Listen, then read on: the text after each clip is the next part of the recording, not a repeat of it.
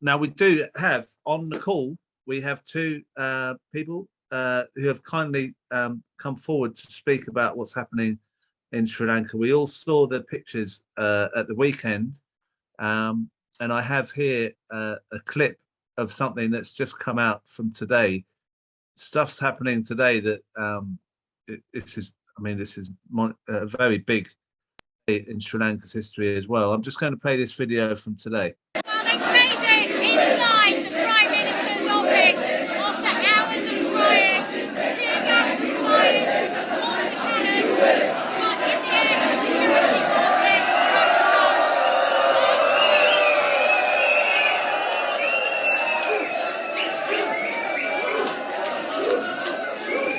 people are celebrating here. It's another extraordinary moment here in Sri Lanka, coming to days of the presidential palace, president's office, and the Prime Minister's official residence already overtaken by protesters.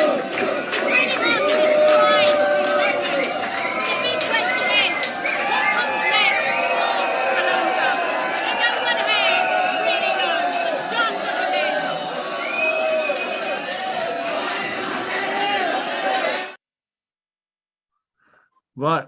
Well, I'm joined from West London by Nirmala Rajasingam, who is in the South Asia Solidarity Group, and Gotta Go Gamma, although that might well be out of date now, as a protest. And also I'm joined by Comrade Saman Gunadasa, the Assistant Secretary of the Socialist Equality Party in Sri Lanka. Are you in Sri Lanka now, Saman? Yeah, of course, yes. Fantastic. I mean, what we've all been watching. I mean, I don't know. Maybe it's just me, but I've been watching Sri Lanka all the time on social media, trying to find out what's happening. Can you tell us what's going on at the moment? At the moment, the president has already flown off from the country, supposedly in Maldives at the moment, with his family and with his brothers or whoever. And he's supposed to, in Maldives also, he has got confronted with some protesters. Anyway, he's supposed to go to Singapore from Maldives. That was the news. And here in Sri Lanka, the appointed Prime Minister, Ranil Wickremesinghe, was again appointed by the incumbent president as the acting president, and he has declared, in a sense, he has given powers to security forces and police to run the country at the moment, because there are protesters have already taken the prime minister's office as well, in addition to the president's official residence and the prime minister's official residence. Just after today he has put curfew in the morning, and the emergency law in the morning, and several quarters lawyers have said that it is illegal, or he has no power to do that. But still, he was saying that he was safeguarding the constitution, and then he put these things, and then the protesters have gone into his office as well. There were security forces, but still there are a lot of, just now you have seen the clip from that scenario. Yeah. And in a nutshell, at the moment, this so-called acting president or the prime minister has given powers to the security forces and the police to run the country, basically. But the way that they tried to stop them with the tear gas, and we saw the pictures here, and yet they couldn't seem to manage to stop the numbers of people. Nirmala, can I ask you about what do you think led? Can you kind of give us a background on what led to the big protest on Saturday? Just a comment quickly on the current moment again is that Gotabaya has fled, but he hasn't resigned, as we all expected he would, as he led us to believe that he would resign. Really, theoretically, he hasn't really resigned. I don't know Saman can clarify this further. And he has kind of asked Ranil Wickremesinghe, the Prime Minister, to step in as acting president or something like that. And apparently he had a meeting, Zoom meeting with Ranil Wickremesinghe and the chiefs of the tri-forces. So basically, it is going to be a kind of army security forces moving in. And Ranil is going to facilitate that while in Sri Lanka, Ranil Wickremesinghe, who is basically, he seems to be a puppet of the Rajapaksas, basically. And so it's, despite the fact that the president has fled, this is a very worrying moment. Yes, it feels so exhilarating to see the protesters take over the Prime Minister's office, because Ranil is part and parcel of that whole long-term corrupt neoliberal, right-wing governance of Sri Lanka, which militarized state and society over many years, which waged the war against the North and East, against the Tamil community. And also, he was one of those who supervised a huge clampdown, thousands of killings of people in the South. So what people don't know is that at a parallel period, simultaneously, there have been large-scale massacres during the 30-year Civil War, but also in a moment in 1988, 89, 90, there were these massive massacres of Sinhala people, because there was a southern uprising by the JVP as well. So basically, we have had 3 violent uprisings, and this is the first time we have had a non-violent protest movement. And I think the security forces who have tasted blood in the past, who have, they are, biting at the bit kind of thing to kick off. And of course, people like Ranil will facilitate. I'm worried that that will happen. We hope that that will not happen, because the protests have been overwhelmingly non-violent. It has been a mass movement. So asking these speakers, what else can people do when they have absolutely nothing to eat and very little to eat, and also no fuel to cook with, no fuel to go to work. The whole of the admin structure, schools, hospitals have all ground to a halt. So as a result, so that is what has happened. I don't know whether I can briefly, someone will bear with me, tell you very briefly, a history of why we are here at this moment. Is that, people think that... Can I just come in? Sorry, I think what you've said about the situation at the moment being so on an edge, it may well be worth not going into that history, because it's actually all happening now, isn't it? Well, no, there is a real misinterpretation in the West. Even I've seen left parties and progressive misinterpret what's happening in Sri Lanka. And I would really like to clarify that misunderstanding, if you don't mind. That's fine. Basically, the Rajapaksa, the dynastic family rule, is venal, corrupt, murderous, everything that you can imagine. And basically this family wanted to possess. But the thing is, the whole corruption and all of that, the corruption and the autocratic authoritarian governance started way back. And I would pinpoint a turn in 1977, 78, maybe someone would agree with me, when a previous president, who brought this very authoritarian constitution into effect in order to suppress 2 querulous sections of the population at the time: the workers, the working classes, and the minorities, especially the Tamils. And he brought this draconian constitution accompanied by lots of draconian legislation. And we were the first South Asian nation to open up to foreign direct investment, open up liberalized trade, and start this whole, long before India, Pakistan, all these other countries. We started it. And with that, at that point, we have had ministers in the past, politicians in the past, who have been, been mega corrupt politicians. And it's also something about entering into this whole neoliberal economic system that facilitates this kind of mega corruption. It's like some giving 50 rupees or 100 rupees to some government official or a policeman. This is, huge kickbacks. On every arms transaction, there were huge kickbacks. So we have now developed a parasitic capitalist class at the top, with the gap between the rich and the poor ever widening. This has happened for the last couple of 2 or 3 decades. And it's that, and we have become more and more, because the neoliberal system says open trade, which means we have become more and more and more indebted. This is the 17th application we have made to the IMF for funds. And this time it's a bailout from bankruptcy. And we have to wait a long time for that, because anyway, so this indebtedness has a history. It's not just the Rajapaksas. And this Ranil Wickremesinghe also is an important figure, even though he was in opposition to the Rajapaksas. We have to understand that, because in the West, they say, yes, China also has a cutthroat relationship with Sri Lanka. There is no question about it. It does. But the Chinese, our debt to China is 10%, to India 10%, to Japan to 10%. The rest of the huge debt is the sovereign bond debt.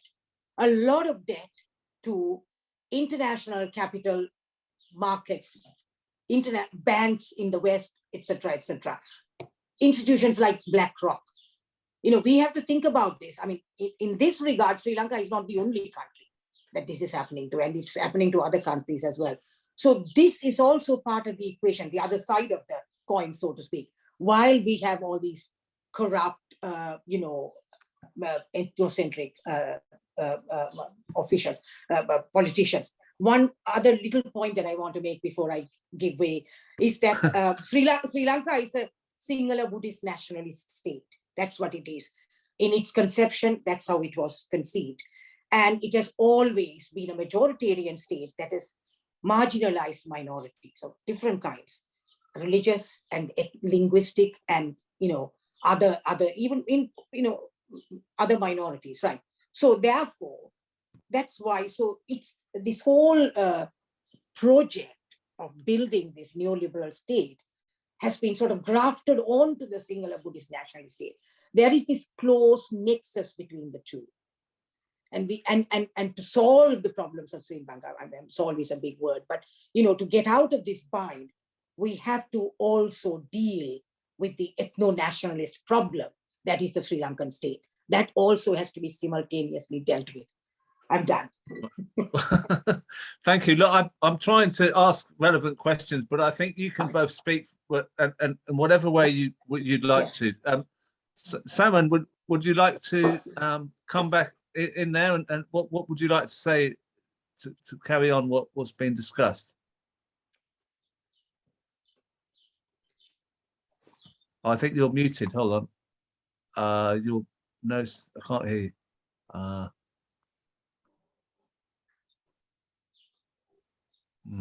Not the sound isn't working.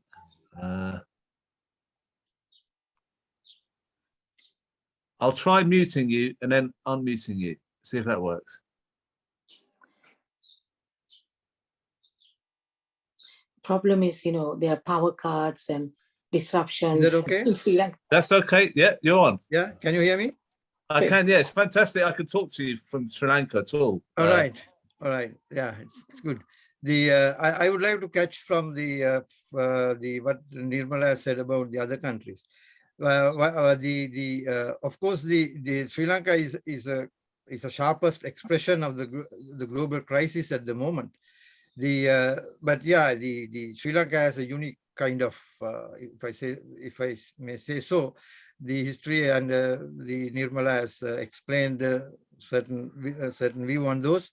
The kind of Sri Lanka is at the moment the sharpest expression of the global situation. I think even in UK, the inflation is, if I am not wrong, around 11% or so. But ours is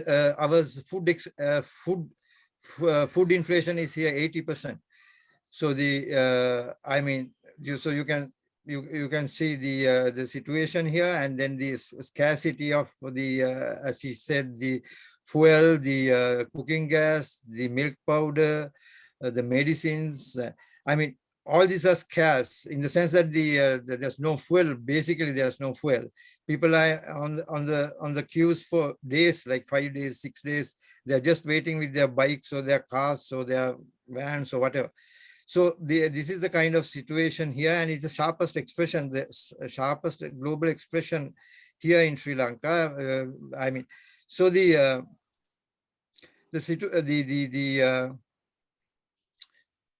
and also the education, the schools have been closed for some time, and then they're supposed to do online, but online is also for very minority can be done online. And then the hospitals are not working properly, in the sense the ICUs are not working properly because of the power cuts, because of the lack of medicines and things like that. So the public health infrastructure is almost down. And and Sri Lankan rupee has gone down from May to July. May it was 200 rupees per dollar, and by now it is almost 370 rupees per dollar. So almost it was doubled, something like that. So all these are the things. But then this current crisis, it has gone down up to gone down to like year or 1.5 years back, when the government has cut down the fertilizer subsidy for the farmers. And they totally cut down the fertilizer imports, where the rural farming communities have been furious about it, because they couldn't do their farming without fertilizer and without the pesticides and their chemicals. So it has started like that, but it has developed into this. And the situation is that this mass struggle has started in April. And the main thing I want to highlight here is the trade unions. But trade unions are really blocking the situation, blocking the involvement of the workers to this whole scenario, in the sense that the workers were very much furious and they want to fight. But then there are certain blockings from the trade unions, and then we have seen two general strikes in April 28th and the 6th of May. And then on 9th of May, there was an attack on the mass struggle, where the struggle was happening in the Colombo city. The people were occupying the place called Goldface Green, which is the main protest site. And then the government has gathered some goons and then the Prime Minister's house, and they have unleashed those goons to this protester site, and they were attacking the protesters, and then the soldiers were just looking on, or something like that. And then the workers around Colombo, like the health workers, the postal workers, the port workers, all involved in this, and they came marching into this Goldface Greens, and then they couldn't chase out the protesters because of that. But then the trade unions came up and said, we are going to have a general strike until the president is gone. And they declared it on 10th of May. But then the 11th of May, they have withdrawn. They have said, okay, but still the people are suffering, so we are giving up the general strike. Right. So from 10th of May to around 2 months, there was a bit of a lull on the surface. But the thing is, the mass hatred was boiling inside because of these scarcities, the skyrocketing of prices, and I mean, you can't have a not decent, but you can't have a life itself. So in this situation, it was exploded. It was exploded by 9th of July. There was a call from the protesters to come to Colombo, and the government has put curfew. First they said it's curfew, and then all the transport was blocked because of there's no fuel. The trains were stopped because of the curfew. But mind you, around 1 million people came. They were walking, they were bicycling, they were taking some lorries or whatever they can. And there were 1 million people who came. Around 1 million occupied the whole of Colombo on 9th of July. So that was the situation. And then today is also almost like that because of this. The president, as Nirmala has said, the president has not resigned up to now. So that they again came today. Also, the protesters were full of Colombo, and they occupied this prime minister's residence as well. So that is the situation, and now also I want to highlight this situation. The IMF has come up and put some conditions here. Yes, it is 17th kind of this thing, but the conditions are very sharp. Now there are no food. There are, I mean, lack of food because of the skyrocketing of prices and the scarcities and everything. But IMF's concern is not all this, but their concern is how to pay debt, how we are going to pay debt, how the Sri Lanka is going to pay debt, so that they want to restructure, they want the sustainability of debt, they want to restructure debt. So that is their main condition. If whatever the government coming into power, if they don't do it, nothing going to work. That is the IMF conditions. So that the bottom line is, if people are starving at the moment, you starve more and pay the debt. Then only we are looking at giving you funds or whatever. So that is the bottom line. And all the parties in the capitalist establishment are worried about this, how they are going to run the country, even though they come into whoever who comes to power, that what are the options available is very narrow at the moment. So as the Socialist Equality Party, we say that we have to organize the working class. The working class will have to take power with the peasants and the rural poor, to organize the rural poor and the peasants under the leadership of the working class. And of course, the international working class will have to get together, because this is at Sri Lanka at the moment, but it is a phenomena which is spreading all over the world. It can be at this time, it can be in Sri Lanka, but it is very much the strike movements and the unprecedented movements are coming up globally. So what we in Socialist Equality Party, what is our program? But what we say is that the working class will have to organize with their own action committees, and then we are going to call a Congress of workers and rural masses, and then we are going to organize. Of course, we are part of International Committee of the Fourth International, and we have the British Socialist Equality Party as well. So that that is our strategy. Our strategy is an international strategy, and in Sri Lanka we are organizing the working class and the peasants in order to overcome this dire situation. Well, thank you. Can I come back to you, Nirmala, because you've got some action that you're doing at the weekend as well here in the UK. But I'm just wondering what we've heard about Sri Lanka being at the sharp end. This is the first of many countries to possibly go through this. Yeah.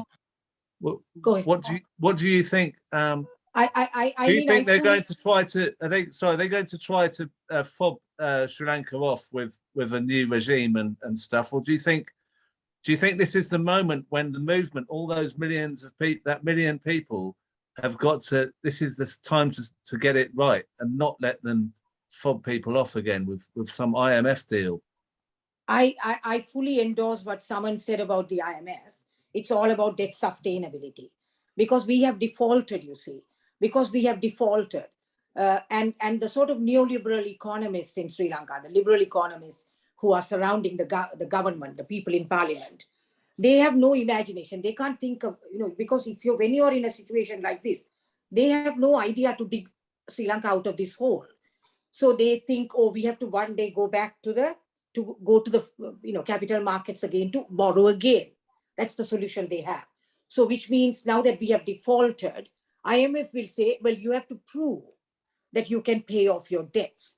So even if people are dropping dead, starving, the IMF will hammer on about paying debt. For that, what they want is something called stability. Of course, all these protesters swarming around will not appear to be stability in the eyes of the IMF and other international finance institutions. Then we have we are also, along with the debt trap, we are also caught in a geopolitical trap between China and India, who have both tried to give, tried to help us, supposedly, seemingly, but it means that we have to, pay back. There's a big payback because they are stripping off our assets. They are selling off our public services. Already it has started.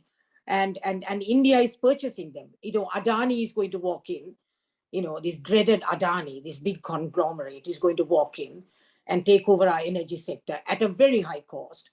And they're going to sell off other things like the airlines. I don't care about the airlines. Poor people are not flying every day. But the thing is, even other services, energy is the biggest problem because we are quite fully electrified in Sri Lanka.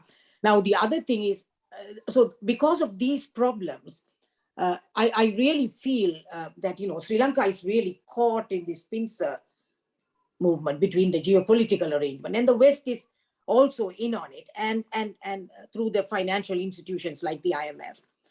And the thing is, we are at the moment staring at the specter of starvation. Literally, food security is flat now, completely down. And therefore, we have never experienced this before. So this is going to be a huge shock to the system. And we are already we have started seeing suicides of families and mothers and so on. So we have seen some suicides, quite a few, over this indebtedness that has stalked the rural poor in the past few years. And I just want to say something about the protest movement. It's not something, yes, it looks very spontaneous. The numbers make it look very spontaneous.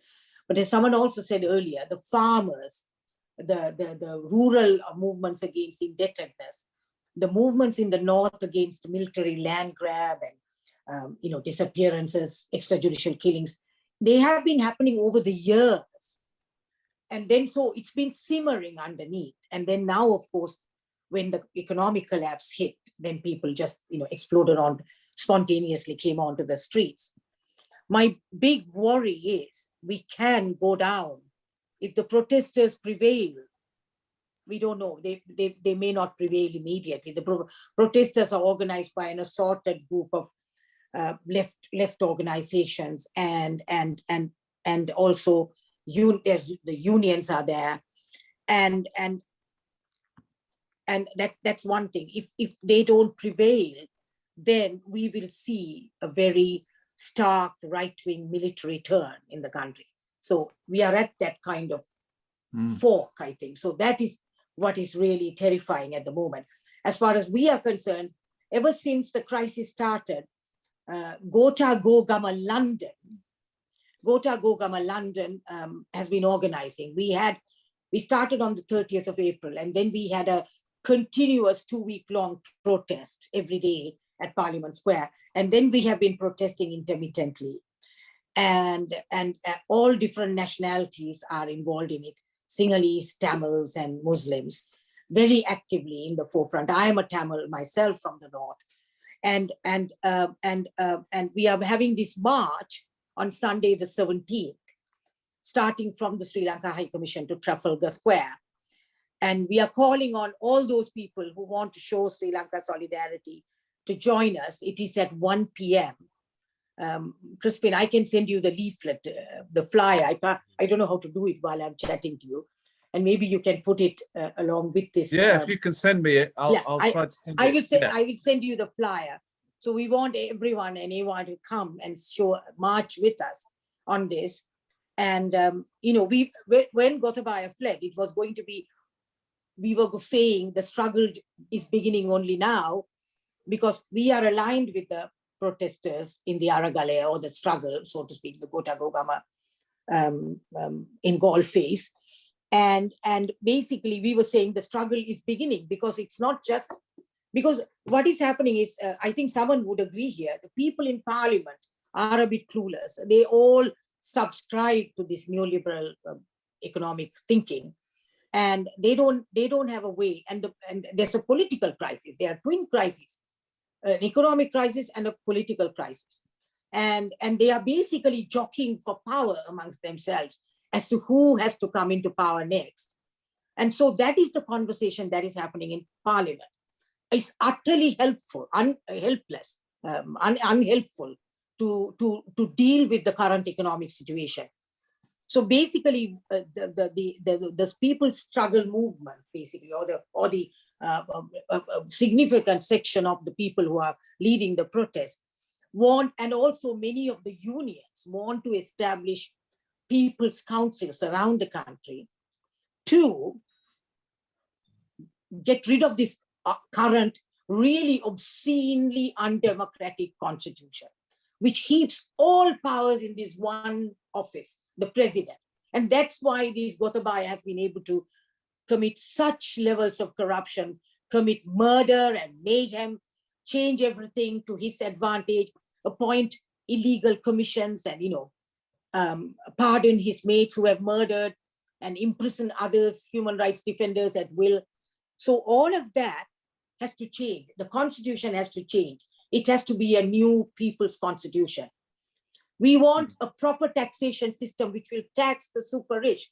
Even though Sri Lanka is so poor now, we still have ridiculously rich people in the country who even became richer during the pandemic while the masses were starving.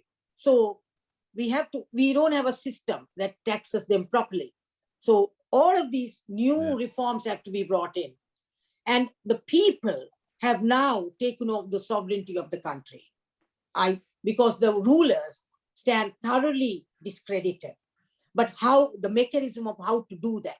So basically we are saying there is a power beyond the parliament, which is the people's power, who are behaving in the most organized and non-violent way. And we have to organize councils so we understand the democratic will of the people, what they want. Abolishing the executive presidential system, abolishing this undemocratic constitution, okay? Relief for the masses immediately, relief. That has to happen. Taxing the rich and a wealth tax and relief for the masses immediately, because to stop people dying on the streets. So all these things are crucial. And then, we have also had like free healthcare and free education from, preschool to university, which is a very remarkable thing we have had for decades in Sri Lanka, which many other global South countries didn't have. And all of that is under threat now because IMF is going to impose austerity of a kind that will just devastate our quality of life to such a level. It has already started. So austerity that we in Britain, we have moaned about austerity for so long, but this will be something beyond that, all of that. So we have to fight that. So how do we do? Relief for the masses is crucial. How do you distribute food? So individual, private companies don't continue to profit on the poverty of our people. So these are things that we have to think. And I think the people have great ideas about it. Yeah. Well, this is a fascinating conversation because I get the feeling that the media in this country are scared to show what's happening in Sri Lanka because it resonates with what could happen here and in other countries. So when they see protests and rebellion, they're putting it right down. I mean, we've got royal family stories on the front page at the same time as people are dying of starvation and protesting in Sri Lanka. I was so keen to hear what's actually happening because I know that there's a kind of censorship going on. And I hope that I can put this video out so that people can hear the true story of what's happening and what we can do. Like you say, the IMF is a disaster waiting to happen. And thank you so much for pointing out as well that we need solidarity across countries because we are all going to face the same situation as Sri Lanka. Thank you both. Thank you both for coming on. Let me just please come in again. Yeah, say something else. Let me just repeat the march details. Sunday, 17th of July at 1 p.m. in front of assembling at the Sri Lanka High Commission which is at Hyde Park Gardens. And Okay. I think we will be marching through Marble Arch. I just wanted to say that as well. Can I have a last comment? Yes, sure, please. Yeah, I would like to take up from what Nirmala has said regarding the protesters. If not, if protesters will not prevail, yes, of course the situation is such that I mean, it can be it is a very volatile situation. Yeah, that is why the issue is the intervention of the working class very important. It is just not the protesters, but the working class. The working class is straitjacketed by the unions. That is the issue. That is the actual assurance they have. The ruling class have that assurance. That is what they are manipulating the things. Today is also there a huge manipulation the things to be back in power. So with all these things. So because the working class is straitjacketed. So that is why this straitjacket has to be broken. It is to be destroyed, and the working class will have to be organized as rank and file committees. So that's what we say. So I would say that not you said people's councils, but we go one step beyond and we say that should be the working class power. It is not because this whole issue is the capitalist class, the neoliberal theory you were talking about. Yes. So we'll shut them off. We'll shut them off because this has to be the power of the working class. The issue is the working class is the class who is producing the everything, who creates value is the working class. But end of the day, they are starving. So if the capitalist class cannot feed their workers, what is left with the capitalism? If they can't even give the food to their workers, what is left with capitalism?